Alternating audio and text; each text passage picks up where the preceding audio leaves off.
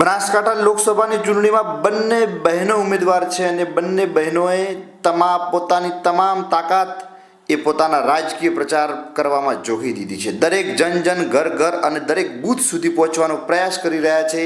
તો બંને બહેનોને ખૂબ સારો એવો પણ પ્રતિસાદ મળી રહ્યો છે। તેથી બનાસકાંઠા બેઠક ગુજરાતમાં ખૂબ હાઈ વોલ્ટેજ બેઠક તરીકે પણ જોવાઈ રહી છે। તે સમય દરમિયાન જ્ઞાનીબેને એક કાર્યક્રમમાં કહ્યું કે જો હું ચૂંટણી ન લડું તો પણ ચાલે। તેમણે લવ જહાદનો પણ મુદ્દો ઉપાડ્યો। શું કહ્યું જ્ઞાનીબેને, ચલો સાંભળીએ। બેન લક્ષ્મીબેને અને ભાઈએ વાત કરી, આ ચૂંટણી મારે હું ના લડું તો પણ ચાલે એવું હતું। હાલ ધારાસભ્ય તરીકે ચાલુ છું,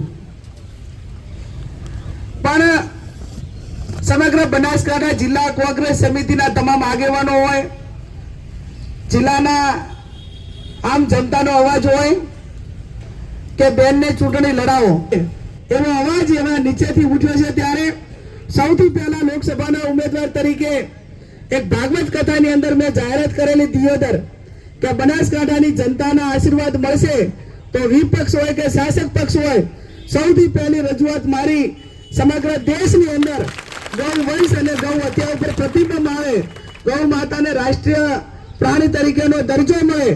અને એટલા માટે આપણી સંસ્કૃતિ તો છે, પણ આવનાર આપણું આરોગ્યની પણ ખૂબ મોટી ચિંતા છે। અને જ્યારે આ પૈકીનો એક બંધારણની અંદર જોગવાઈ થાય, કાયદાની અંદર જોગવાઈ થાય, સમય પરિવર્તિત થાય।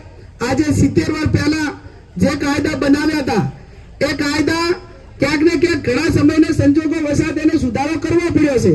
અને સુધારો સમયમાં જ્યારે નીચે લોકોની માંગ હોય ત્યારે જરૂરી પણ હોતો હોય છે। બેન લક્ષ્મીબેને પણ ઉલ્લેખ કર્યો કે વિધાનસભાની અંદર સૌથી 182 ધારાસભ્યોની અંદર પહેલામાં પહેલી જ્યારે લવ જેહાદનું બિલ આવ્યું વિધાનસભામાં, એ ટાઈમે કોંગ્રેસ પાર્ટીની વિચારધારા હતી સર્વ ધર્મ સર્વ સમાજ એ બધાની હતી, પણ મારી પોતાની વાત એક જ હતી કે કોઈ પણ સમાજ હોય, કોઈ પણ ધર્મ હોય અને કોઈ પણ પરિવાર હોય, એક પરિવાર એની પોતાની આબરૂ કમાવા માટે, ક્રેડિટ કમાવા માટે વર્ષો ને વર્ષો સુધી ઘસી જાય છે। 3 ને 4 પેઢીઓ ઘસી જાય ત્યારે પરિવારની આબરૂ બંધાતી હોય છે।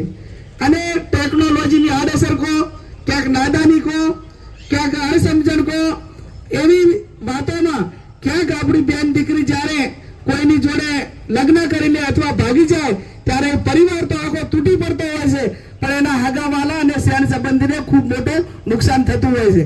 મેં વિધાનસભામાં કીધું કે આ કાયદાની અંદર તમે માત્ર એટલો સુધારો લાવો કે લવ મેરેજના અમે કોઈ વિરોધી નથી, પણ લવ મેરેજ થતી વખતે મા બાપની સંમતિ હોય, એ પંચની અંદર ગામના જ હોય અને લગ્નની નોંધણી જે તે ગામની અંદર જ થવી જોઈએ।